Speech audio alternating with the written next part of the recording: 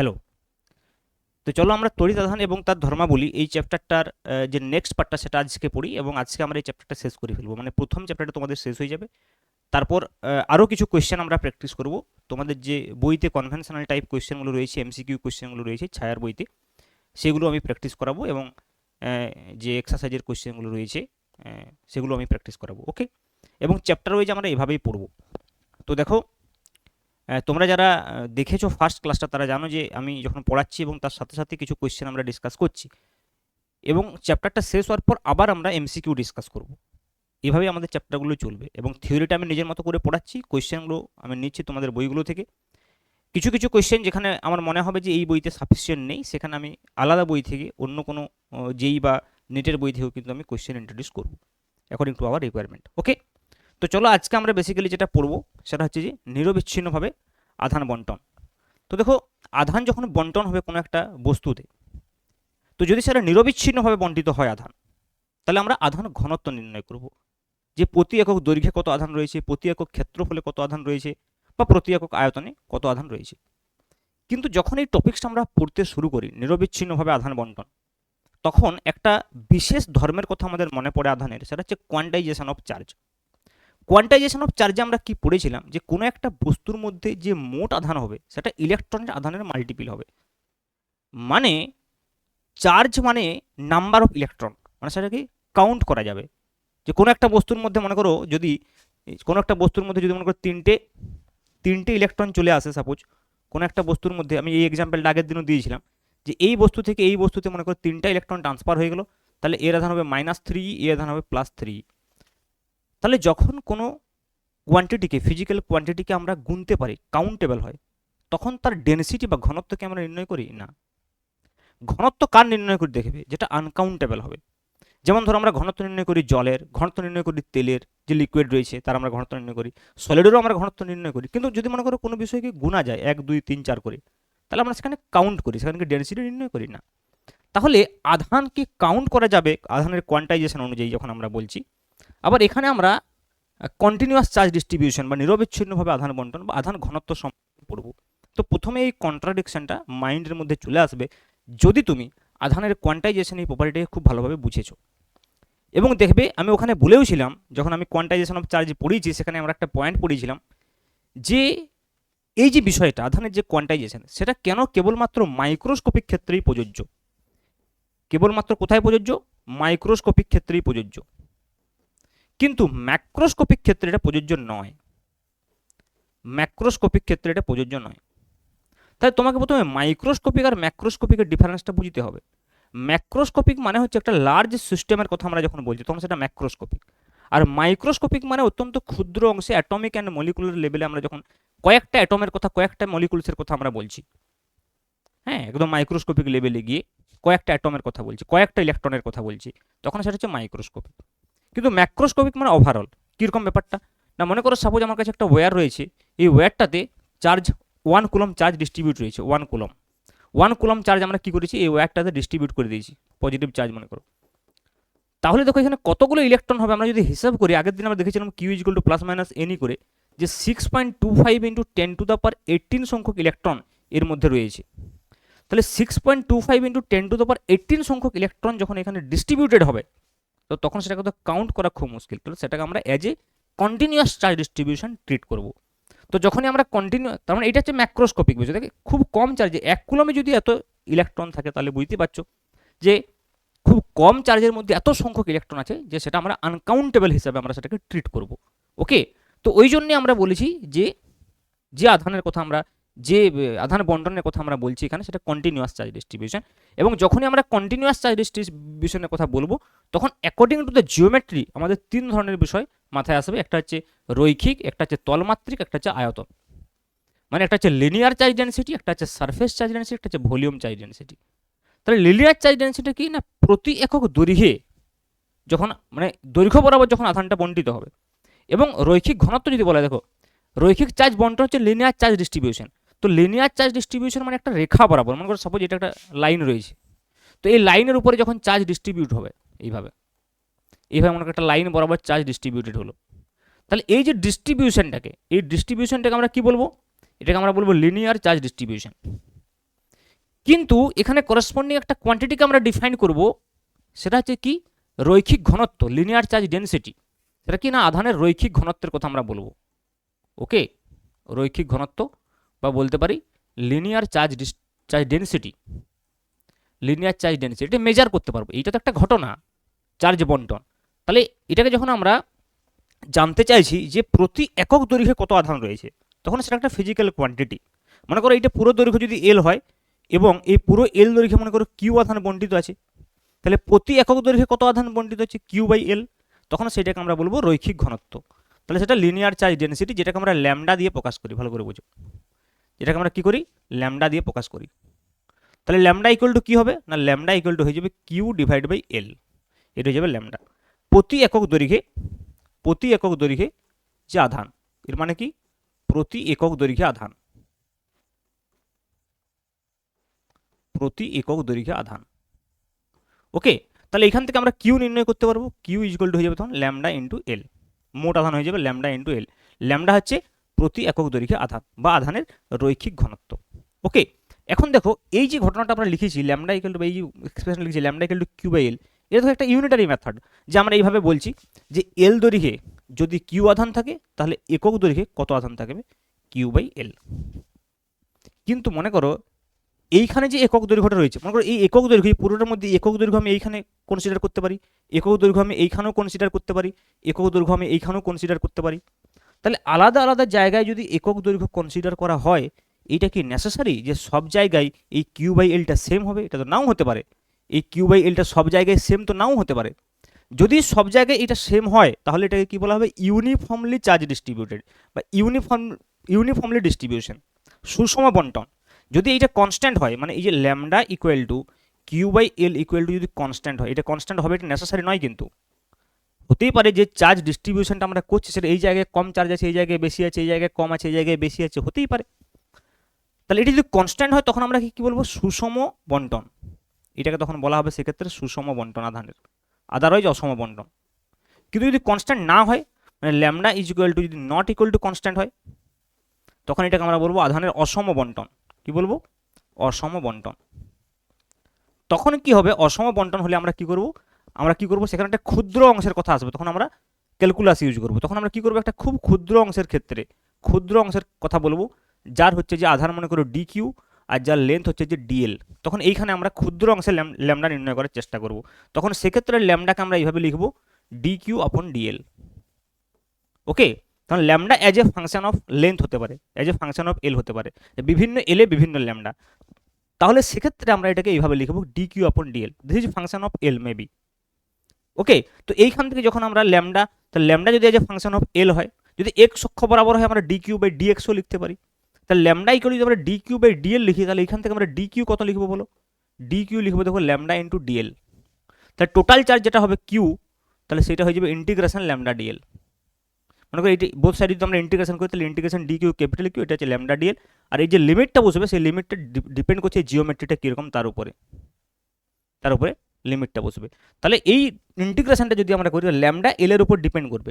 বা যদি মনে করো এক্স এক্সিস বরাবর এটা থাকে, যদি আমরা প্যারামিটারটাকে এক্স অক্ষ বরাবর নিই, তাহলে আমরা তখন এইটাকে কীভাবে লিখবো, ল্যামডাকে এইভাবে লিখতে পারি, ডি কিউ আপন ডিএক্স লিখতে পারি। তাহলে সেক্ষেত্রে ডি কিউ লিখে দেবো ল্যামডা ডিএক্স। তখন ল্যামডা যে ফাংশন অফ এক্স হবে, তখন যে এইটাকে যদি আমরা ইন্টিগ্রেশন করি, তাহলে কিউ ইজ ইকুয়াল টু পাবো ইন্টিগ্রেশন ল্যামডা ডিএক্স। ইন্টিগ্রেশনের লিমিটটা কী হবে সেটা ডিপেন্ড করছে according to the situation, according to the geometry. সেটা আমরা অঙ্ক করলেই বুঝতে পারবো। বোঝা গেল? তাহলে দেখো সিম্পল যদি ইউনিফর্মলি ডিস্ট্রিবিউটেড হয়, তাহলে সেক্ষেত্রে তোমরা lambda is equal to Q by L লিখবে সিম্পল। কিন্তু যদি নন ইউনিফর্ম ডিস্ট্রিবিউশন হয়, lambda as a function of X হয়, তাহলে ল্যামডাকে আমরা ডি কিউ বাই ডিএক্স লিখবো, বা ডি কিউকে ইন্টিগ্রেশন ল্যামডা ডিএক্স লিখবো। তো ল্যামডাটা বাইরে আসবে না ইন্টিগ্রেশন, কারণ lambda as a function of X থাকবে। বোঝা গেল? তো এটা নন ইউনিফর্ম চার্জ ডিস্ট্রিবিউশনের ক্ষেত্রে আমরা এই ক্যালকুলাসটা ইউজ করব। তোমরা যখন ক্লাস 11-এ ভেলোসিটি সম্পর্কে পড়েছিলে, তখনও তোমরা দেখেছিলে ভেলোসিটি বা আমরা যদি বলি অ্যাক্সেলারেশন, তো সিম্পল যদি আমরা কনস্ট্যান্ট অ্যাক্সেলারেশনের কথা বলি a is equal to V by T, কিন্তু যখন ভেরিয়েবল হবে তখন ডিভি বাই ডিটি লিখি ইন জেনারেল। তেমনি velocity V is equal to DX by DT লিখি ইন জেনারেল। ওকে, তেমনি এখানেও আমরা ক্যালকুলাসের সাহায্য নিই। ক্যালকুলাস তখনই ইন্ট্রোডিউস করবো যখন নন ইউনিফর্ম হবে, সিস্টেমের মধ্যে নন ইউনিফর্ম ফর্মেটি আসবে, তখন আমাদের এই ক্যালকুলাস খুব ইউজফুল হয়। নেক্সট দেখো, তলীয় চার্জ ঘনত্ব বা সারফেস চার্জ ডেনসিটির কথা বলছে। তো এখানে তেমনি আমরা কি লিখবো, আধানের যেমন সারফেস চার্জ ডেনসিটি বলছে, সারফেস চার্জ ডিস্ট্রিবিউশন বলছে, এটা ঘটনা তলীয় চার্জ বন্টন, সারফেস চার্জ ডিস্ট্রিবিউশন মানে মনে করো একটা সারফেস রয়েছে আমাদের কাছে, আমি র্যান্ডাম একটা সারফেসে নিয়ে নিলাম, এই র্যান্ডাম সারফেস রয়েছে মনে করো।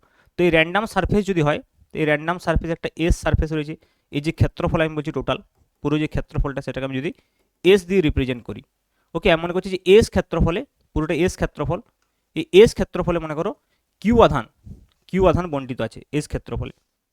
ওকে, তাহলে এটা হচ্ছে একটা সারফেস চার্জ ডিস্ট্রিবিউশন।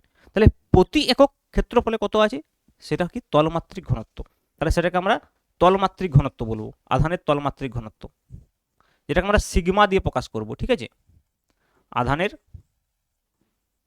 তলমাত্রিক ঘনত্ব, ভালো করে বুঝো, তলমাত্রিক ঘনত্ব এটাকে আমরা কি দিয়ে প্রকাশ করব, সিগমা দিয়ে প্রকাশ করব। ওকে, এখন দেখো এই যে তলমাত্রিক ঘনত্ব সিগমার কথা বলছি বা সারফেস চার্জ ডেনসিটি, তো সিগমাকে আমরা ইনিশিয়ালি কিউ বাই এস লিখতে পারি, কিউ বাই এস লিখতে পারি প্রতি একক ক্ষেত্রফলে আধান, এর মানে কি প্রতি একক ক্ষেত্রফলে আধান, sigma equal to Q by S. Okay, এখন দেখো যদি মনে করো sigma is equal to constant হয়, বুঝো, সিগমা ইকুয়াল টু যদি কনস্ট্যান্ট হয় আগের মতো ধ্রুবক যদি হয়, মানে যদি চেঞ্জ না হয়, সব জায়গায় যদি একই থাকে, তাহলে এটাকে আমরা কি বলবো, সুষম বন্টন, সুষম বন্টন বলবো। কিন্তু যদি মনে করো sigma naught equal to constant হয়, তাহলে তাকে আমরা বলবো অসম বন্টন। আর যখনই অসম বন্টনের কথা বলা হবে, তখনই আমরা ক্যালকুলাসের সাহায্যে লিখবো sigma is equal to D Q upon DS, কিউটাকে আমি এখানে স্মলে লিখছি, ইন্টিগ্রেশন করার পর যেটা পাবো সেটা ক্যাপিটাল লিখবো। Okay, D Q by DS, তখন আমরা সিগমাটাকে এইভাবে লিখবো, sigma equal to D Q by DS. তো সিগমা ইকুয়াল টু যদি ডি কিউ বাই ডিএস হয় ভেবে দেখো, তো এইটাকে যখন আমরা ক্রস মাল্টিপ্লাই করবো এখানে, তাহলে ডি কিউ সমান হয়ে যাবে সিগমা ডিএস, তারপরে একে যদি আমরা ইন্টিগ্রেশন করি তখন আমরা কিউ পেয়ে যাবো, তাহলে কিউ ইজ ইকুয়াল টু যাবে integration sigma DS total charge.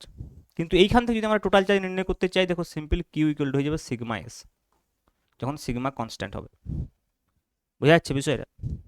তো এইটাকে আমরা কি বলছি, তলীয় চার্জ বন্টন বা সারফেস চার্জ ডিস্ট্রিবিউশন। ওকে, তলমাত্রিক ঘনত্ব আধানের। ওকে, নেক্সট দেখো সিমিলারলি আমরা যদি বলি যে আয়তনিক চার্জ বন্টন, বা আমরা যদি বলি যে আধানের আয়তন ঘনত্ব, আধানের আয়তন ঘনত্ব একে রো দিয়ে প্রকাশ করা হয়, দেখো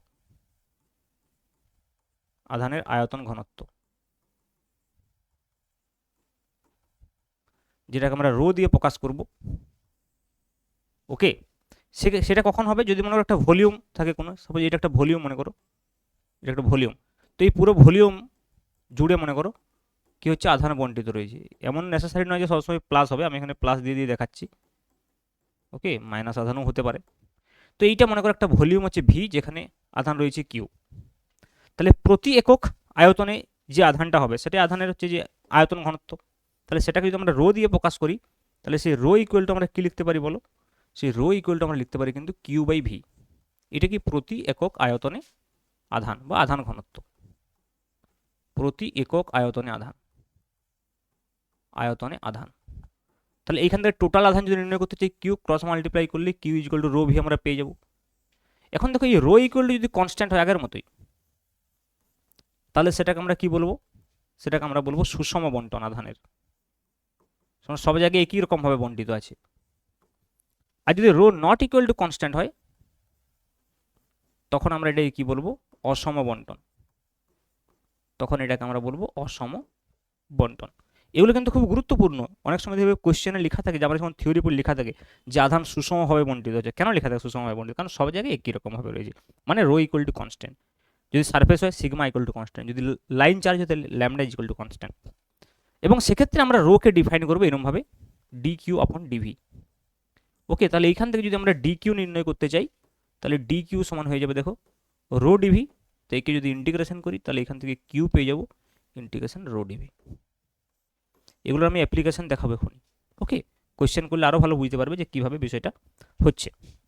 এখন দেখো এইখানে অনেক সময় কি হয়, এই যে ফর্মুলা রয়েছে Q equal to rho V, তো এইটাকে আমরা একটু মডিফাই করতে পারি। মনে করো এটা স্ফেয়ার দিয়ে দিলে একটা, সাপোজ মনে করো ফর এক্সাম্পল এখানে বলে দিলে যে একটা স্ফেয়ার রয়েছে তোমাদের কাছে, সাপোজ এটা স্ফেয়ার যার রেডিয়াস হচ্ছে যে আর, তো তো এর ভলিউম হচ্ছে যে ভি, আর এখানে হচ্ছে যে কিউ চার্জ ডিস্ট্রিবিউটেড আছে। তাহলে রো ইকুয়াল টু কী লিখবে তখন সেক্ষেত্রে? Q by V. আর ভি এর ফর্মুলা এখানে লিখে দেবে Q by 4/3 pi R cube. এইটা অনেক সময় ইউজ হয়। ওকে, তাহলে সেক্ষেত্রে দেখো রো হয়ে যাবে 3Q/4 পাই আর কিউব। তো এইভাবে অনেক সময় আমরা অঙ্ক করার ক্ষেত্রে এই ফর্মুলাটা ইউজ করব। সিমিলারলি দেখো, শুধুমাত্র যে এর ক্ষেত্রে প্রযোজ্য তাই নয়, সেটা সারফেস চার্জের ক্ষেত্রে আমরা লিখতে পারি। তো সারফেস চার্জের ক্ষেত্রে মনে করি যদি স্ফিয়ার হয়, তার যদি শুধুমাত্র সারফেসে দেওয়া থাকে চার্জ, ভলিউমে চার্জ হলে পুরো কিউ বাই ভি হবে। মনে করি চার্জ ভেতরে নেই, শুধুমাত্র সারফেসে এইভাবে ডিস্ট্রিবিউটেড আছে আর ব্যাসার্ধ, সারফেসে মনে করো ডিস্ট্রিবিউটেড আছে কিউ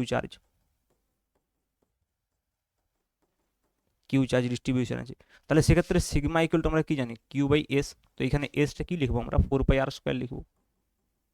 তো এইগুলো অনেক সময় আমরা অঙ্ক করার ক্ষেত্রে ইউজ করবো, সেই জন্য আমি এখানে বলে দিচ্ছি তোমাদেরকে। সিমিলারলি দেখো লাইন চার্জের ক্ষেত্রেও হতে পারে, কিন্তু দেখো লাইন চার্জের ক্ষেত্রে হয়তো বলি যে একটা গোলীয় রিং রয়েছে সাপোজ, হ্যাঁ এটা রিং মনে করো, এখানে যেহেতু ডায়াগ্রামগুলো সব একই দেখাচ্ছে, যেহেতু 2D-তে আমি আঁকছি।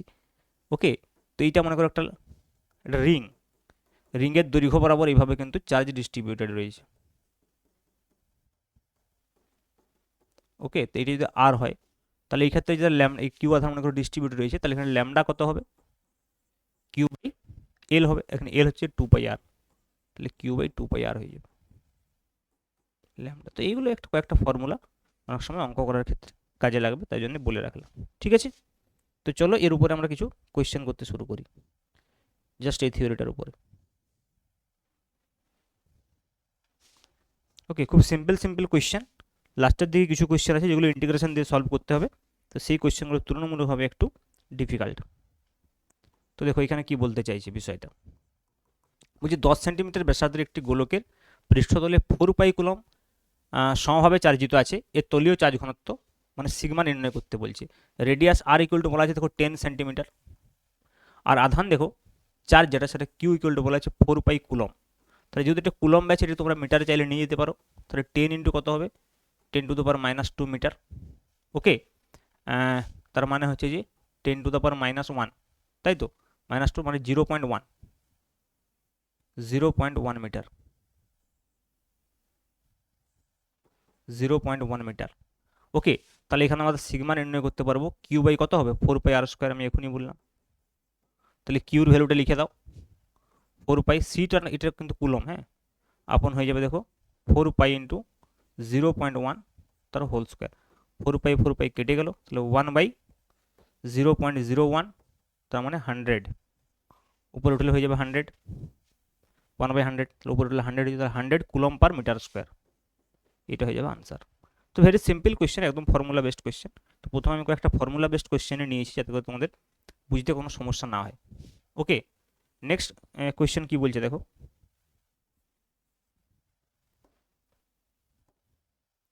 নেক্সট কোয়েশ্চেন কি বলছে, 5 সেন্টিমিটার ব্যাসার্ধের একটি গোলকে 10 কুলম্ব চার্জ রয়েছে, আয়তন চার্জ ঘনত্ব কত?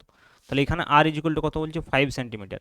তাহলে এটা যদি আমরা মিটারে নিয়ে যাই, তাহলে 5 ইন্টু 10⁻² মিটার বা 0.05 মিটার। তো যেটাতে কমফোর্টেবল সেটাতে লিখবে। আর কিউ দেখো এখানে 10 কুলম্ব বলা রয়েছে, তাহলে এখানে রো কত হবে, কিউ বাই, একটু আগে আমরা বলছিলাম যে যদি গোলক থাকে তাহলে তার ভলিউম 4/3 পাই আর কিউব হবে। তাহলে 3টে যদি আমরা উপরে নিয়ে যাই তাহলে হবে 3Q/4π আর কিউব। তাহলে মানগুলো বসিয়ে দাও, 3 ইন্টু 10/4π ইন্টু আর এর মান হচ্ছে যে 0.05 এর হোল কিউব। তো এই ক্যালকুলেশনটা করবে তোমরা, তাহলে এটাই পেয়ে যাবে তোমরা, কুলম্ব পার মিটার কিউব হবে এটা, কারণ নিশ্চয়ই কি দেখো মিটার কিউব। ওকে, ভলিউম। নেক্সট দেখো কি বলছে, নেক্সট বলছে যে 2 সেন্টিমিটার ব্যাসার্ধের একটি গোলকের পৃষ্ঠতলে মোট চার্জ 10 পাই কুলম্ব, মানে কিউ ইকুয়াল টু গিভেন 10 পাই, এটা সি মানে হচ্ছে যে কুলম্ব। ওকে, এর তলীয় চার্জ ঘনত্ব আর ইকুয়াল টু দেখো দেওয়া আছে এখানেও 2 সেন্টিমিটার। তো এইটাকে আমরা মিটারে নিয়ে যাব, তাহলে 2 ইন্টু কত হবে, 10⁻² মিটার। তাহলে এখানে তলীয় চার্জ ঘনত্ব মানে সিগমা জানতে চাইছি, তাহলে সিগমা হচ্ছে Q/4πr²। ওকে, এগুলো বেসিক একদম, এগুলো কেন বেসিক বলছি, এগুলো হচ্ছে ইউনিফর্ম চার্জ ডিস্ট্রিবিউশন, সুষমভাবে বন্টন। তাহলে উপরটা হয়ে গেল 10 পাই, নিচে দেখো 4π ইন্টু আর এর ভ্যালুটা 0.02 হোল স্কোয়ার। ক্যালকুলেশনগুলো আমি করছি না, ক্যালকুলেশনগুলো তোমরা করবে। ওকে, তো এইভাবে করতে পারবে। নেক্সট দেখো, একটা আধানের রৈখিক ঘনত্ব থেকে দেওয়া হয়েছে, কি বলছে যে 5 সেন্টিমিটার ব্যাসার্ধ বিশিষ্ট একটি গোলীয় পরিবাহীতে তারে 10 কুলম্ব আধান রয়েছে। ওকে, তাহলে আধানের রৈখিক ঘনত্ব কত হবে? তাহলে গোলীয় পরিবাহী মানে এটা রিং আকারে বলা উচিত ছিল, হ্যাঁ, কারণ আধানের রৈখিক ঘনত্ব বলছে। তাহলে সেক্ষেত্রে ল্যামডা ইকুয়াল টু হয়ে যাবে দেখো কিউ বাই এল, তার মানে কিউ বাই 2 পাই আর। ওকে, তো এখানে কিউ কত আছে দেখো 10 কুলম্ব রয়েছে, আপন 2 পাই ইন্টু রেডিয়াসও কত হচ্ছে 5 সেন্টিমিটার, তার মানে 0.05, তাই তো, সেন্টিমিটারকে মিটারে নিয়ে গেলে। তো এটা ক্যালকুলেশনটা করবে, এটা 5 হয়ে যাবে, তাহলে এটা কেটে গেলে 0.01 হয়ে গেল, তাহলে 1/পাই ইন্টু 0.01, এটা কুলম্ব পার মিটারে হবে। ওকে, তো ভেরি সিম্পল সিম্পল কোয়েশ্চেন কয়েকটা ছিল দেখো। এইবারে আমরা সামান্য একটা ভালো কোয়েশ্চেনের দিকে যাচ্ছি, মানে একটু স্ট্যান্ডার্ড কোয়েশ্চেন। কারণ প্রথমত সিম্পল কোয়েশ্চেনগুলি করতে হবে, তারপর ধীরে ধীরে করলে স্ট্যান্ডার্ড কোয়েশ্চেনগুলো করতে পারবে। দেখো অনেক সময় আমরা ভাবি যে টাফ কোয়েশ্চেন, তো টাফ কোয়েশ্চেন আসলে কি? টাফ কোয়েশ্চেন হচ্ছে যে কতগুলো সহজ কোয়েশ্চেনের কম্বিনেশন। তো যখনই কতগুলো সহজ সহজ কনসেপ্টকে একসঙ্গে দিয়ে দেওয়া হয় তখন আমাদের সেগুলোকে টাফ লাগে। তাছাড়া টাফ কোয়েশ্চেন বলতে আলাদা কিছু নেই। যেমন দেখো এই কোয়েশ্চেনটাতে কয়েকটা কনসেপ্টকে একসঙ্গে করে দেওয়া হয়েছে। বুঝে 3 মিলিমিটার ব্যাসার্ধ বিশিষ্ট এবং একই আধানে আহিত 27টি জলবিন্দু সংযুক্ত হয়ে একটি বড় জলবিন্দু উৎপন্ন করলো। তাহলে ছোট ছোট কয়েকটা জলবিন্দু আছে, মনে করো এরকম ছোট ছোট জলবিন্দু আছে কয়েকটা, এরকম 27টা জলবিন্দু আছে, আমি কয়েকটা এঁকে দেখালাম। তো প্রত্যেকটা চার্জ আমি মনে করলাম ধরলাম কিউ, আর প্রত্যেকের ব্যাসার্ধ মনে করছে স্মল আর। তো এরকম মনে করো অনেকগুলো রয়েছে, তো এরকম অনেকগুলো একসঙ্গে 27টা রয়েছে, তো 27টা কি হচ্ছে মিলিত হয়ে মনে করো একটা বড় জলবিন্দু তৈরি করলো, যার ব্যাসার্ধ হচ্ছে যে ক্যাপিটাল আর, আধান হচ্ছে যে ক্যাপিটাল কিউ। আমাকে নির্ণয় কি করতে হবে? উভয় ক্ষেত্রের জন্য আধানের তলমাত্রিক ঘনত্বের অনুপাত। তাহলে এইটার তলমাত্রিক ঘনত্ব আমি যদি σ1 বলি, আর এইটার যদি তলমাত্রিক ঘনত্ব σ2 বলি, ভেবে দেখো, তাহলে এখানে প্রত্যেকটার তলমাত্রিক ঘনত্ব হবে Q/4πr², সিম্পল 4πr²। এখানে σ2 এর বড় গোলকটা, তার আধান রয়েছে কিউ, তাহলে কিউ বাই হয়ে যাবে দেখো 4π ইন্টু ক্যাপিটাল আর²। তাহলে এই ক্যাপিটাল কিউ মানে কিন্তু 27 কিউ, কারণ স্মল কিউ করে 27টা মিলিয়ে ক্যাপিটাল কিউ হয়েছে, তাহলে capital Q equal to 27 into small Q.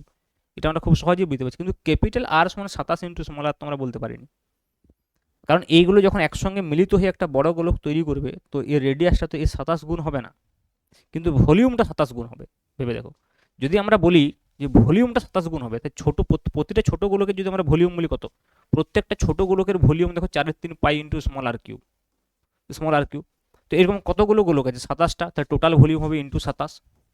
তো এই যে ভলিউমটা, সেই ভলিউমটা মিলিয়ে তো এই বড় গোলকটার ভলিউমটা তৈরি হবে, তো যেটা হচ্ছে 4/3 ক্যাপিটাল আর কিউ। তো দেখো এইখান থেকে আমরা রেডিয়াসের যে রিলেশনটা সেটা পেয়ে যাব, কারণ 4/3 কেটে যাবে, তাহলে 27 r³ equal to capital R cube, তার মানে 3r ইকুয়াল টু ক্যাপিটাল আর। তাহলে ক্যাপিটাল আর এবং স্মল আর এর মধ্যে একটা রিলেশন পেয়ে গেছি। এবারে আমরা কি করব? আমাদেরকে নির্ণয় কি করতে হবে যে উভয় ক্ষেত্রের জন্য আধানের তলমাত্রিক ঘনত্ব। তাহলে আমি σ1 ইজ টু σ2 বলছি, কেউ σ2 ইজ টু σ1ও বলতে পারে। প্রথমে ছোট বলা আছে কি 27 জলবিন্দু যোগ, ঠিক আছে, প্রথমে ছোটটাই বলি, তাহলে σ1 ইজ টু σ2, মানে σ1 আপন σ2। তো নেক্সট পেজে করি, তাহলে σ1 আপন σ2 যদি হয়, ভেবে দেখো এটা নির্ণয় করতে হবে। তো σ1 কত না স্মল কিউ আপন স্মল r² 4πr² ইন্টু σ2, এটা উপরে লিখছি, তাহলে হয়ে যাবে 4π ইন্টু দেখো ক্যাপিটাল আর² আপন ক্যাপিটাল কিউ। তাহলে 4π কেটে গেল, তাহলে এখানে হয়ে যাচ্ছে দেখো small Q upon capital Q into capital R upon small আর, তার হোল স্কোয়ার।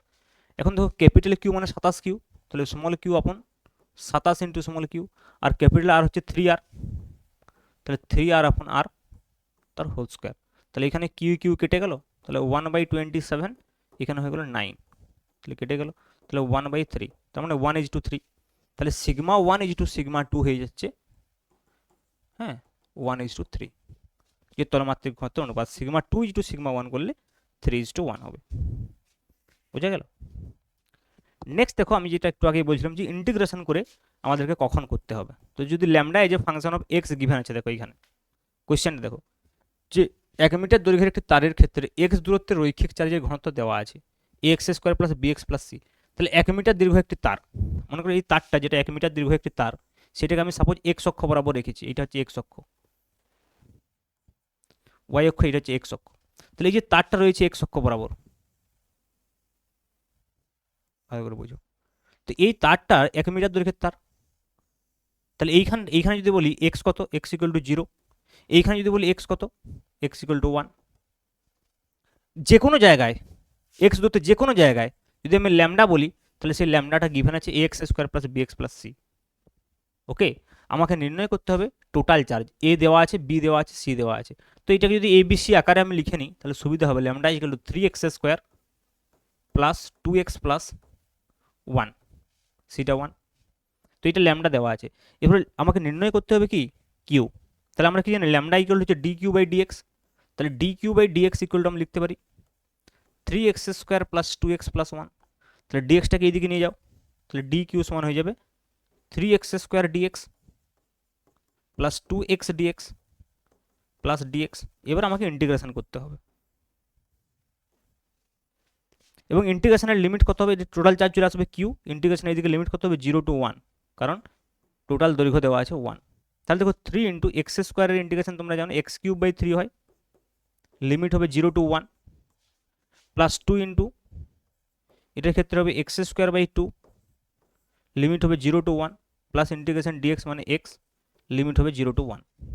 এইটাকে যদি সলভ করো তাহলে কি পাবে, এখানে 3 3 কেটে যাচ্ছে, তাহলে এখান থেকে 1 পাচ্ছি আমরা, এখানেও 2 2 কেটে যাচ্ছে, এখান থেকে আমরা 1 পাচ্ছি, আর এখানেও 1 পাচ্ছি, দেখো 1 মাইনাস 0 1। ওকে, তাহলে আলটিমেটলি কত হচ্ছে 1 প্লাস 1 প্লাস 1 মানে 3, তাহলে আমরা 3 কুলম পাচ্ছি টোটাল চার্জ। তার মানে এখানে টোটাল চার্জ রয়েছে 3 কুলম। দেখো তোমরা চাইলে এইভাবে করতে পারো, এইভাবে করার সুবিধা, ল্যামডাকে ডি কিউ বাই ডিএক্স লিখবে, তো ডিএক্সটাই হয়ে যাবে। অথবা কেউ যদি ডাইরেক্ট ফর্মুলাটা মনে রাখতে চায় তাহলে সেইভাবে লিখতে পারে যে কিউ ইকুয়াল টু আমরা কি জানি, ইন্টিগ্রেশন ল্যামডা ডিএক্স, তারপর ল্যামডার ভ্যালুটা এখানে বসিয়ে দিতে পারে ডাইরেক্ট, দিয়ে ইন্টিগ্রেশন করতে পারে যে 3x square plus 2x plus 1 DX 0 to 1, same answer আসবে। তো এইটা হলে সবসময় ফর্মুলাটা হয়তো ভুলে যেতে পারো যে ইন্টিগ্রেশন ল্যামডা ডিএক্স ছিল না কি ছিল, কিন্তু এইভাবে করলে কি হবে, একটা জিনিস মনে রাখলে হচ্ছে ল্যামডার জায়গায় ডি কিউ বাই ডিএক্স লিখলে যে ডিএক্সটা এদিকে নিয়ে যে উভয় পক্ষে ইন্টিগ্রেশন করে দিলে ইন্টিগ্রেশন ডি কিউ থেকে কিউ পেয়ে যাবে। বোঝা গেল? তো এইভাবে যখন আমাদের যে ল্যামডাটা as a function of X থাকবে, যদি আমরা এখানে lambda as a function of L থাকতো তাহলে এখানে ডি কিউ বাই ডিএল লিখতাম, তাহলে এটা ইন্টিগ্রেশনটা ডিএল এর রেসপেক্টে হতো। হয়ে যাচ্ছে। সিমিলারলি দেখো আমাকে দিয়েছে গোলকের ক্ষেত্রে, বলছে যেহেতু সিগমা নির্ণয় 2 সেন্টিমিটার ব্যাসার্ধের একটি গোলকের ক্ষেত্রে আর দূরত্বের তলীয় চার্জ দেওয়া আছে sigma equal to 3r square, তাহলে গোলকের মোট চার্জ নির্ণয় করো। তাহলে গোলকের ক্ষেত্রে বিষয়টা কীরকম, গোলকের ক্ষেত্রে যদি আমি বলি দেখো তাহলে বিষয়টা কীরকম, এটা মনে করো একটা গোলক রয়েছে, তো গোলকের ক্ষেত্রে sigma equal to 3r square, যে কোনো দূরত্ব, তাহলে এখানে যদি আমি সেন্টার থেকে ধরি, এখানে আমার সেন্টারটা অরিজিন বলছে, এখানে দূরত্ব মানে সেন্টার থেকে বলছে, তো সেন্টার থেকে কেন্দ্র থেকে বলা উচিত, একটি গোলকের ক্ষেত্রে আর দূরত্বে তলীয় চার্জ মানে এটা কেন্দ্র থেকে আর দূরত্ব, ঠিক আছে, এখানে বলা নেই কিন্তু ক্লিয়ার করা থাকবে আর দূরত্বে। তো এইখানে মনে করো চার্জটা আর দূরত্বে বলছে, sigma equal to 3r square small R. Okay, আর এইটার যেটা টোটাল যে রেডিয়াসটা সেটা হচ্ছে যেটা, তো সেটা কত বলা আছে 2 সেন্টিমিটার, মানে যেটা ক্যাপিটাল আর আমরা বলতে পারি। তাহলে দেখো এইখানে যে চার্জটা রয়েছে sigma equal to 3r square, সেই চার্জটা তো এইখানেও থাকবে, এইখানেও হবে, এইখানেও হবে, এইখানেও হবে, এইখানেও হবে, এইখানেও হবে, এইখানেও হবে, কারণ এই আর ডিস্টেন্সটা সেন্টার থেকে সব ডাইরেকশনেই হবে। তার মানে এইখানে যদি আমি একটা স্মল আর ব্যাসার্ধের গোলকের কথা ভাবি, তাহলে তার সারফেসের যে চার্জ সেটা sigma equal to 3r square বলছে, ভালো করে বুঝো। তাহলে আমাকে নির্ণয় করতে হবে টোটাল চার্জ। এবার দেখো টোটাল চার্জ আমরা কী করে নির্ণয় করবো, কারণ আমি একটু আগে বললাম যে সিগমা ইকুয়াল টু যদি 3r স্কয়ার গিভেন আছে, সিগমা ইকুয়াল টু যদি 3r স্কয়ার গিভেন আছে, তাহলে আমি যদি এখানে ডি কিউ বাই ডিএস লিখি, তাহলে that is equal to 3r square. এখানে কিন্তু আমি ডি কিউ বাই ডিআর লিখতে পারবো না, কারণ আর কি একটা সিম্পল লাইন, কিন্তু আমাকে লিখতে হবে সারফেস, ভালো করে বুঝো। তাহলে ডি কিউ বাই ডিএস, তাহলে ডিএসটা আসলে কি না, ডিএসটা হচ্ছে একটা ক্ষুদ্র সারফেসের কথা বলছি। ক্ষুদ্র সারফেসটা কোনটা, মনে করো এখানে একটা আর এবং আর থেকে আর প্লাস ডিআর ব্যাসার্ধের এখানে একটা ক্ষুদ্র সারফেসের কথা বলছি, এটা হচ্ছে ডিএস। এই যে সারফেসটার কথা বলছি, এই যে তলটার কথা বলছি, ক্ষেত্রফলটার কথা বলছি, এই ক্ষেত্রফলটা হচ্ছে ডিএস। ওকে, এই ক্ষেত্রফলটা হচ্ছে ডিএস। তাহলে এই ডিএস ক্ষেত্রফলে যদি ডিকিউ আধান থাকে তাহলে সিগমা ইকুয়াল টু হবে ডিকিউ বাই ডিএস। ওকে, তাহলে এখান থেকে আমাদের ডিকিউ কত হবে, ডিকিউ হবে 3r স্কয়ার ইন্টু ডিএস। তাহলে যদি আমরা বোথ সাইডে ইন্টিগ্রেশন করি তাহলে আমরা কিউ পাবো, কিন্তু সমস্যাটা হচ্ছে যে এই ডিএসটাকে ইন টার্মস অফ আর কী করে লিখবো, কারণ আর স্কয়ার ডিএস আছে, এটা তো ইন্টিগ্রেশন করা যাবে না। তাহলে ডিএসটাকে ইন টার্মস অফ আর লিখতে হবে। তাহলে দেখো এই ডিএস ক্ষেত্রফলটাকে আমরা কী করে বের করতে পারি, এইটা রেডিয়াসটা হচ্ছে যে আর, আর এর যে বেদটা সেই বেদটাকে আমি হচ্ছে ডিআর, ডিআর বেদ। তাহলে দেখো এই যে আর ব্যাসার্ধ আর ডিআর যদি বেদ হয় তাহলে এর ক্ষেত্রফলটা আমরা কী করে নির্ণয় করতে পারবো ভেবে দেখো। এই যে বিষয়টাকে এইটাকে যদি আমরা এইভাবে এখানে আমরা কেটে করে যদি পুরোটা খুলে দেওয়া হয়, এটা তো একটা অ্যানুলার রিং ভেবে দেখো। তো এই অ্যানুলার রিংটাকে যদি আমরা কেটে করে সোজা করে দিই এরকমভাবে পুরোটাকে, এই যে পোর্শনে যেটা এইভাবে বৃত্তাকারে মাকানো ছিল এটাকে সোজা করতেই পারি এরকমভাবে, তাহলে তার বেদটা কত হয়েছে দেখো, তার বেদটা হচ্ছে যে ডিআর, আর তার দৈর্ঘ্যটা কত হবে, রেডিয়াস যদি আর হয় তাহলে পরিধিটা কত 2 পাই আর, এই পরিধিটা যে দৈর্ঘ্য তাহলে এর দৈর্ঘ্য হচ্ছে যে 2 পাই আর, ভালো করে বোঝো। তাহলে দৈর্ঘ্য হচ্ছে যে 2 পাই আর আর প্রস্থ হচ্ছে যে ডিআর, তাহলে এর ক্ষেত্রফল কত হবে ডিএস, দৈর্ঘ্য গুণিত প্রস্থ, তাহলে হয়ে যাবে 2 পাই আর ইন্টু ডিআর। তার মানে এই ডিএস এর জায়গায় বসবে 2 পাই আর ডিআর, তাহলে এটা হয়ে যাবে ইন্টিগ্রেশন 3r স্কোয়ার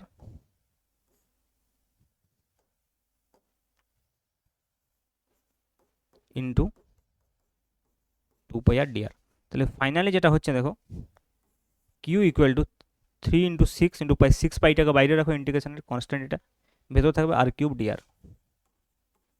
এর লিমিটটা হবে 0 থেকে 2 সেন্টিমিটার, যদি ইউনিটে নেই আমরা 0 টু 2 এ লিখছি। ওকে, তাহলে ইন্টিগ্রেশন আর কিউব মানে কত, আর টু দ্য পাওয়ার 4/4,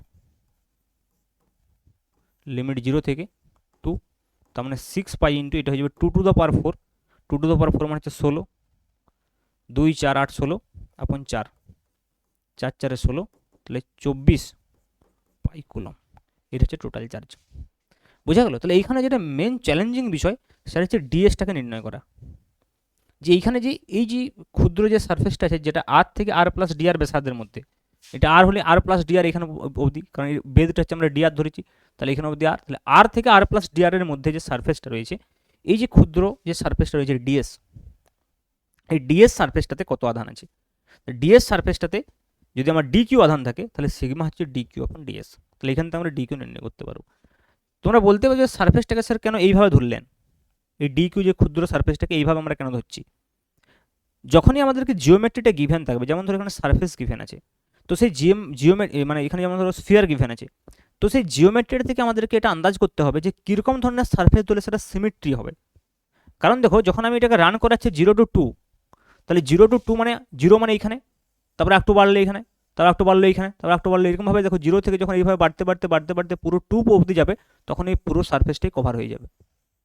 তো এমন একটা আমরা এখানে সারফেসকে চুজ করেছি যেটাকে রিপিট যদি আমরা করি 0 থেকে একদম আর অবধি, ক্যাপিটাল আর অবধি, বা 0 থেকে 2 অবধি, এখানে পুরো রেডিয়াসের উপরে যদি আমরা বারবার বারবার রিপিট করি তাহলে পুরো যে গোলকের সারফেসটা বা পুরো যে গোলকের ক্ষেত্রফলটা সেটা কভার হচ্ছে। বুঝতে পারছো বিষয়টা?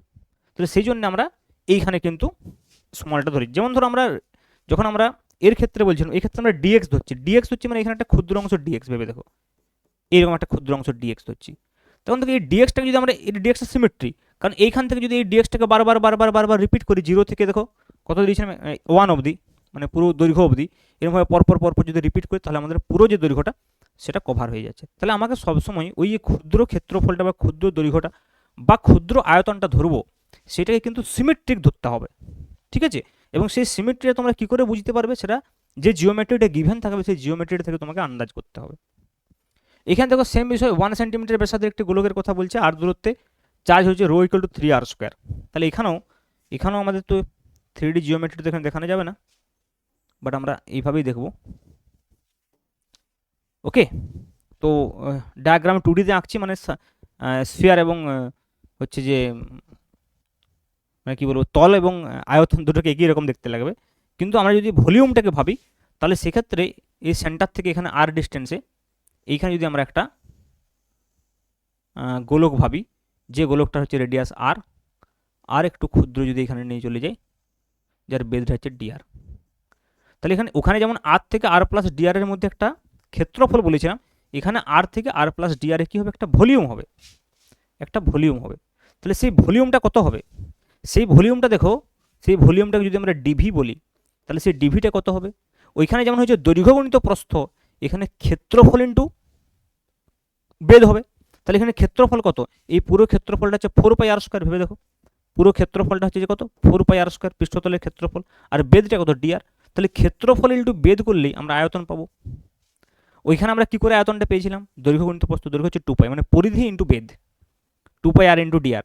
এখানে পরিধি হবে কি না, এটা তল তো, তাহলে এই মানে যখনই আমরা একটা ভেতরে আয়তনের কথা বলছি, তাহলে একটা গোলক থাকবে ভেতরে, সেই ভেতরের গোলকটার যে আয়তন, এই ক্ষেত্রফল, সেটা হচ্ছে 4πr², আর তার একটু যদি বেদটা নিই তাহলে 4πr² ইন্টু dr, তাহলে এই গোলকটা তার উপরে একটা dr এর গোলক, তাদের ভেতরে যে আয়তনটা সেই কথাটা আমরা বলছি, বুঝতে পারছো? মানে এরকম একটা গোলক, পৃষ্ঠ, তার একটু উপরে এরকম পৃষ্ঠ, তাহলে এই যে ভেতরে এদের যে ভেতরের আয়তনটা, তাহলে এর যে ক্ষেত্রফলটা পুরো 4πr² ইন্টু যদি আমরা dr করি, তাহলে ওই ভেতরের যে আয়তনটা সেটা পাওয়া যাচ্ছে।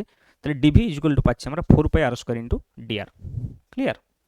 এবার দেখো, তাহলে এখানে রো ইকুয়াল টু গিভেন আছে, রো হচ্ছে যে 3r², তাহলে রো এর জায়গায় আমরা কি লিখবো, ডি কিউ আপন ডিভি ইকুয়াল টু 3r², তাহলে ডি কিউ ইকুয়াল টু লিখবো আমরা কি 3r² ইন্টু ডিভি। এবার আমরা বোথ সাইডে ইন্টিগ্রেশন করব, তাহলে কিউ ইকুয়াল টু পেয়ে যাবে ইন্টিগ্রেশন 3r² ইন্টু ডিভির জায়গায় লিখবো 4πr² ইন্টু dr। তাহলে 12π বাইরে রাখো, ভেতরে হবে r⁴ dr। ওকে, এবার যদি এটাকে আমরা ইন্টিগ্রেশন করি, দেখো ফাইনালি তাহলে 12π, এটা ইন্টিগ্রেশনের লিমিট হবে 0 থেকে 1 সেন্টিমিটার বলা আছে, তাহলে 12π ইন্টু এটা হবে r⁵/5, r⁵5/5, লিমিট হচ্ছে যে 0 থেকে 1, তাহলে 12π ইন্টু 1/5 মাইনাস 0 হয়ে যাবে, তাহলে 12/5 ইন্টু পাই, এত কুলম টোটাল আধান হয়ে আছে। এই যে ডিভি এবং ডিএসটা যদি বুঝতে পেরেছো, তাহলে এই ধরনের কোয়েশ্চেন কিন্তু আরামসে করতে পারবে, কারণ এই ফাংশনটা যেমন থাকবে সেই অনুযায়ী ইন্টিগ্রেশনটা আলাদা আলাদা হবে, বাকি তো সব সেম হবে, আর লিমিটটা অ্যাকর্ডিং টু দ্য কোয়েশ্চেন হবে। তাহলে এই দুটো বিষয় এখানে বোঝার, যে ডিভিটা আমরা ওখানে কত ধরবো 4πr² dr, আর ডিএসটা কত ধরবো 2πr dr। এটা আরও অনেক জায়গায় কাজে লাগবে, কিন্তু এই বিষয়টা বুঝতে হবে যে কোন জায়গাটাকে ধরছি, কেন ধরছি। এরকম ধরনের ক্যালকুলেশন তোমরা যদি ক্লাস 11-এর সেন্টার অফ মাসের ক্ষেত্রে করেছিলে, জড়তা ভ্রামক নির্ণয় করেছিলে, তাহলে কিন্তু সেইখানেও যদি প্রমাণগুলো করেছিলে, তাহলে কিন্তু সেখানেও এগুলো ইউজ করা হয়েছে। দেখো ফিজিক্সের ক্ষেত্রে একটা সুবিধা হচ্ছে, আমরা যতই বলি ফিজিক্সে ম্যাথ লাগে, প্রচুর ম্যাথ লাগে, কিন্তু একই ধরনের ম্যাথ বারবার লাগে, তো বিভিন্ন জায়গায় সেই ম্যাথগুলোকে ইউজ করতে হবে সঠিকভাবে। ওকে, চলো তাহলে এই চার্জ ডেনসিটির যে পোর্শনটা সেটা হলো, আমরা নেক্সট আমরা দেখবো যে চার্জিং কীভাবে আমরা করবো। হ্যাঁ, তো চার্জিং করতে গেলে আমি একটু আগে বললাম যে দুই ধরনের পদার্থের ক্ষেত্রে আমরা দেখব, পরিবাহী পদার্থকে কীভাবে চার্জ করা যেতে পারে, আর অপরিবাহী পদার্থকে বা কীভাবে চার্জ করা যেতে পারে। তো দেখো পরিবাহী পদার্থকে চার্জ করাটা খুবই সোজা। কেন খুবই সোজা? কারণ পরিবাহী পদার্থের ক্ষেত্রে কী হয়, আধান খুব সহজেই চলাচল করতে পারে। তো মনে করো সাপোজ এখানে একটা আমরা পরিবাহী নিয়ে নিয়েছি, একটা পরিবাহী মনে করো, আরেকটা এইটা পরিবাহী। তো এইটা মনে করো চার্জড, তো এর মধ্যে মনে করো আধান রয়েছে, এটা চার্জড পরিবাহী, আহিত পরিবাহী। এবং এর সাহায্যে আমরা এই যে অনাহিত পরিবাহীটা আছে, এটাকে আমরা আহিত করতে পারি। কীভাবে আহিত করবো না, কানেক্ট করে দেবো ওয়্যার দিয়ে, পরিবাহী পদার্থ দিয়ে। তাহলে পরিবাহী তার দিয়ে যদি কানেক্ট করে দিই, তাহলে এই আধানটা কিন্তু এইদিকে চলে আসবে, দিয়ে এইখানে ডিস্ট্রিবিউট হতে শুরু করবে, এবং ততক্ষণ ডিস্ট্রিবিউট হবে যতক্ষণ না দুজনের পোটেনশিয়াল সেম হচ্ছে। যতক্ষণ না দুজনের পোটেনশিয়াল সেম হচ্ছে, পোটেনশিয়াল কী বিষয় আমরা সেগুলো পরবর্তী ক্ষেত্রে পড়বো। তো এইখানে তোমরা এইভাবে মনে রাখতে পারো, যেমন ধরো আমি যদি বলি যে এইখানে মনে করো একটা কন্টেনার আছে, আর এইখানে আরেকটা কন্টেনার আছে, তো দুটো কন্টেনার আছে, এবং এইখানে মনে করো এত দূর অবধি জল আছে, আর এইখানে মনে করো জল নেই। তাহলে যখন আমরা এটাকে পাইপ দিয়ে এইভাবে কানেক্ট করব, তাহলে দুজনের মধ্যে ততক্ষণ অবধি এই আদান প্রদানটা চলতে থাকবে, মানে এইখান থেকে এখানে জল যেতে থাকবে যতক্ষণ না অবধি দুজনের লেভেলটা সেম হচ্ছে। তো এইখানে যে লেভেলের কথাটা বলছি, লেভেল, তো এইখানে সেটাকে ইলেকট্রোস্ট্যাটিক্সে আমরা সেটাকে পোটেনশিয়াল বলি। এখানে যে হাইটটা হবে সেই হাইটটাই ইকুইভ্যালেন্ট টু এখানে পোটেনশিয়াল। তো এই বিষয়গুলো আমরা পরে যখন পোটেনশিয়াল চ্যাপ্টারে পড়বো আরও ভালোভাবে বুঝতে পারবে। ওকে, তো এইভাবে আমরা একটা পরিবাহী পদার্থকে খুব সহজেই কিন্তু আমরা চার্জ করতে পারি। এবং এইখানে একটা কথা তোমাদেরকে বলার বিষয়, যে পরিবাহী পদার্থের ক্ষেত্রে আধান কিন্তু সবসময় কী হয়, পরিবাহীর বাইরের পৃষ্ঠে অবস্থান করে, পরিবাহীর ভেতরে কিন্তু কখনোই আধান থাকবে না। কেন? দেখো একটা ভেরি সিম্পল, আমি যদি এর রিজন বলি, কারণ বলি, তো মনে করো আধানগুলো কি হচ্ছে, এই যে প্লাস আধানগুলো, এরা পরস্পরকে একে অপরকে তো কী করবে, বিকর্ষণ করবে, একই ধরনের আধান। তাহলে বিকর্ষণ করে এরা ম্যাক্সিমাম ডিস্টেন্স যেতে চাইবে। মনে করো সাপোজ আমি এইখানে দুটো আধানকে রেখে দিলাম, তো এই দুটো আধান এখানে থাকবে না, রিপালস হলে কি হবে, এরা ম্যাক্সিমাম জায়গায় চলে যাবে। এবং যেহেতু পরিবাহী পদার্থ, আমি একটু আগে বললাম পরিবাহী পদার্থের মধ্যে আধান চলাচল করতে পারে খুব সহজেই, তাহলে যেহেতু খুব সহজেই চলাচল করতে পারে, তাহলে কি হবে, এরা কিন্তু ম্যাক্সিমাম ডিস্টেন্সে যাবে। ম্যাক্সিমাম ডিস্টেন্স যেতে গেলে কোথায় যেতে হবে, সারফেসে যেতে হবে। কিন্তু যদি অপরিবাহী পদার্থ হতো তাহলে এদেরকে এখানে বেঁধে রাখতো, মনে করো চলাচল তো করতে পারতো না, তারা ওখানেই রয়ে যেত। ওই জন্য অপরিবাহী পদার্থের ক্ষেত্রে কিন্তু আমরা ভেতরেও আধান পাবো। তাহলে বুঝতে পারছো পরিবাহী পদার্থের ক্ষেত্রে কিন্তু আধানের যে আয়তন ঘনত্ব সেটা কিন্তু ইররেলিভেন্ট। কারণ আধান সবসময় যদি বাইরের পৃষ্ঠে অবস্থান করে, সেক্ষেত্রে আমরা সারফেস চার্জ ডেনসিটির কথাই বলবো, সিগমার কথা বলবো, রো এর কথা বলবো না। তাহলে রোটা বেসিক্যালি প্রযোজ্য কিন্তু অপরিবাহী পদার্থের ক্ষেত্রে, খুব ইম্পর্টেন্ট। ওকে, কারণ অপরিবাহী পদার্থের ক্ষেত্রে কিন্তু ভেতরে আধান থাকতে পারে। সেকেন্ড, এটা একটা রিজন আছে, আমরা এনার্জির টার্মসে দেখলে আমরা যখন পরবর্তী ক্ষেত্রে দেখবো ইলেকট্রোস্ট্যাটিক এনার্জি। ইলেকট্রোস্ট্যাটিক এনার্জি হচ্ছে যে মিনিমাম হয় যখন কি হয়, এটা সারফেসে থাকে চার্জটা।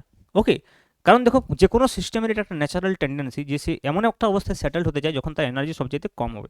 এবং দেখা যায় যদি সারফেসে এই আধানগুলো বন্ডিত হয়, তাহলে এর যে এনার্জি, ইলেকট্রোস্ট্যাটিক এনার্জি সবচাইতে কম হয়। আদারওয়াইজ আমরা সিম্পলি এইভাবে বলতে পারি রিপালশনের যে কনসেপ্টটা দিয়ে। ওকে, দুভাবেই এটাকে ব্যাখ্যা করা যায়। নেক্সট দেখো আমরা পরিবাহীকে স্পর্শের দ্বারা চার্জিং বাই কন্ডাকশন, এটা তো আমি একটু আগেই বললাম যে একটি আধানযুক্ত পরিবাহককে যদি অন্য একটি নিরপেক্ষ পরিবাহীর সাথে স্পর্শ করা হয়, তাহলে কি হবে, আধান প্রথম বস্তু থেকে দ্বিতীয় বস্তুর দিকে যাবে। স্পর্শের ফলে উভয় পরিবাহকের মধ্যে আধান বন্টনের নিরপেক্ষ বস্তুটিও আধানযুক্ত হয়ে যায়। ভেরি সিম্পল, যেটা আমি অলরেডি বলে দিয়েছি আগের স্লাইডে। নেক্সট দেখো অপরিবাহী পদার্থের যে আধানায়ন বা অপরিবাহী পদার্থ থেকে যখন আমরা চার্জিং করবো, চার্জিং অফ ইনসুলেটর। তো ইনসুলেটরকে চার্জিং করার বেসিক্যালি দুটো প্রসেস রয়েছে। ওকে, একটা প্রসেস তো আমরা ঘর্ষণের সাহায্যে করতে পারি। ওকে, ঘর্ষণের সাহায্যে তো করতেই পারি, এছাড়াও আবেশের সাহায্যে করতে পারি। যদিও আবেশের সাহায্যে সেটা পরিবাহীও করতে পারি, অপরিবাহীও করতে পারি। কিন্তু অপরিবাহী পদার্থকে আহিত করার যে সবচাইতে মোস্ট পপুলার প্রসেস, সেটা হচ্ছে ঘর্ষণ। মনে করো দুটো বস্তুকে যদি আমরা ঘর্ষণ করি, এখানে একটা মনে করো বস্তু রয়েছে, সাপোজ আমি যদি এইভাবে বলি, আর এই একটা মনে করো বস্তু রয়েছে,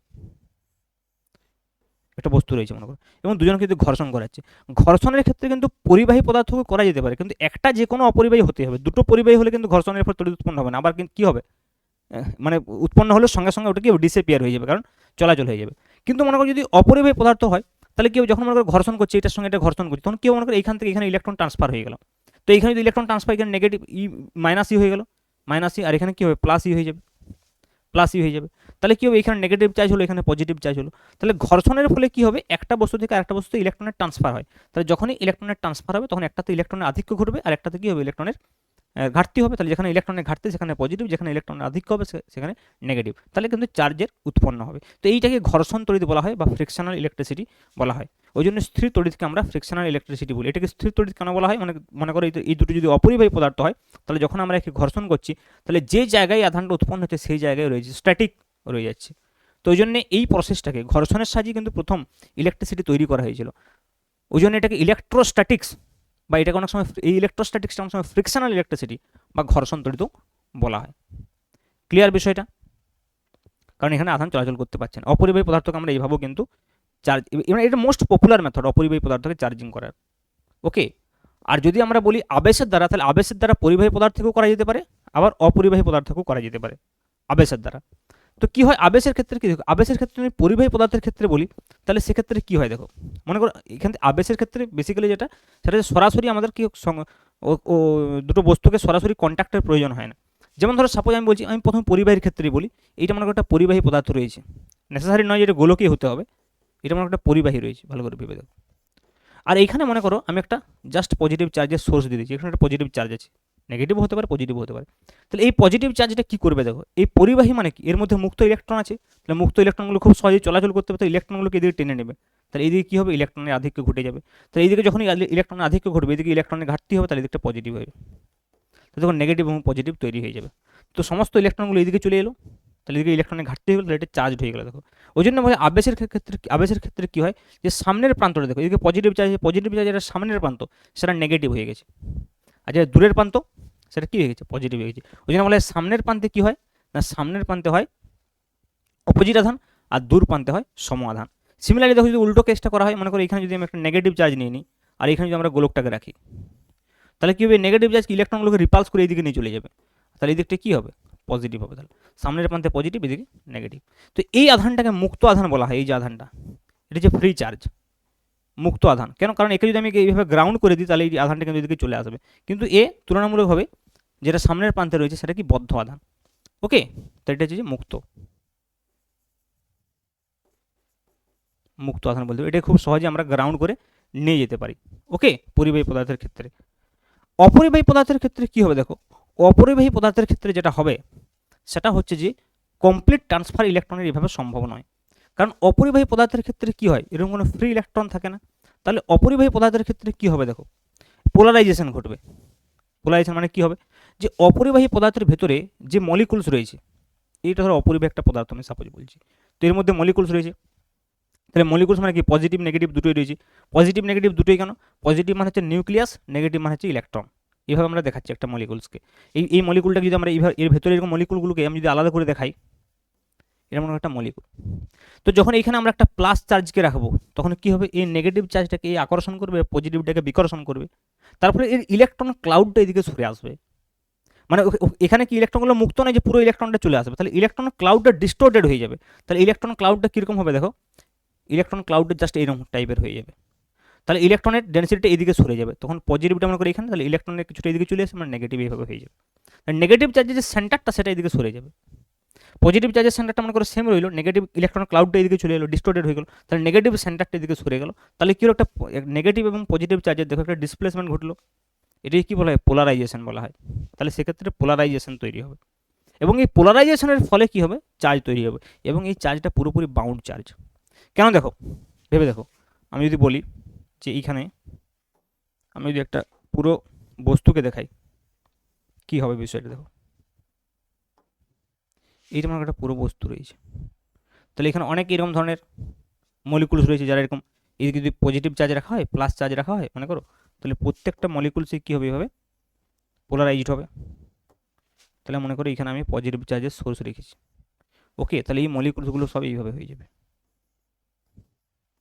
আমি দুটো দুটো করে দেখাচ্ছি। তাহলে কী হবে দেখো, এইদিকে negative positive, negative positive, negative positive, negative positive, negative positive, negative positive. তাহলে কী হবে, এই পজিটিভ এই নেগেটিভে দেখো, এই পজিটিভ নেগেটিভ, এই পজিটিভ নেগেটিভ এগুলো কি প্রশমিত হয়ে যাবে। তাহলে এদিকে যে নেগেটিভ নেগেটিভ সেগুলো এগুলো থাকবে, এদিকে যে পজিটিভ পজিটিভ সেদিকে থাকবে। তাহলে আলটিমেটলি দেখো এই নেগেটিভ এবং পজিটিভ যে আধান তৈরি হলো, এই বদ্ধ আধান কিন্তু তৈরি হয়ে গেল, মানে এটা আহিত হয়ে গেল বস্তুটা আলটিমেটলি।